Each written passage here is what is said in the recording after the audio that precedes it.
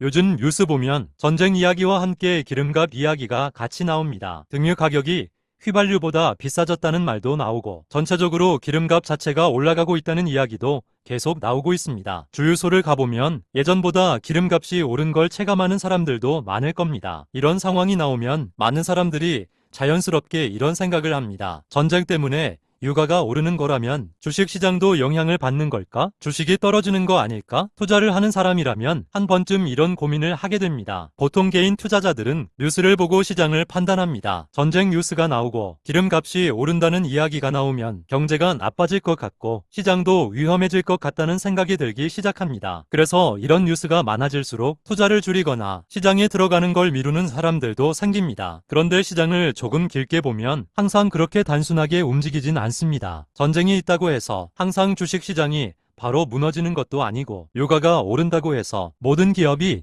똑같이 영향을 받는 것도 아닙니다. 어떤 기업은 영향을 받고 어떤 기업은 오히려 다른 흐름을 보이기도 합니다. 그래서 시장은 생각보다 단순하게 움직이지 않습니다. 내 생각은 제가 시장을 보면서 느끼는 건 개인 투자자는 항상 뉴스 자체에 반응한다는 점입니다. 전쟁 뉴스가 나오면 위험할 것 같아서 시장을 피하고 유가 상승 뉴스가 나오면 경제가 나빠질 것 같다고 생각합니다. 하지만 시장은 뉴스보다 먼저 움직이는 경우가 많습니다. 이미 시장이 어느 정도 반응한 뒤에 뉴스가 크게 나오기 시작하는 경우도 많습니다. 그래서 뉴스만 보고 투자 판단을 하면 항상 타이밍이 늦어지는 경우가 생깁니다. 그래서 어떻게 할까? 그래서 투자에서는 뉴스 하나만 보고 판단하기보다 조금 더 기준을 가지고 시장을 보는 게 필요합니다. 예를 들어 유가 상승이 일시적인 상황인지 아니면 경제 전반에 영향을 줄 정도로 지속되는 흐름인지 이런 것들을 구분해서 보는 겁니다. 그리고 한 가지 더 중요한 건 시장 전체가 어떻게 반응하는지를 같이 보는 겁니다. 뉴스가 나온다고 해서 항상 시장이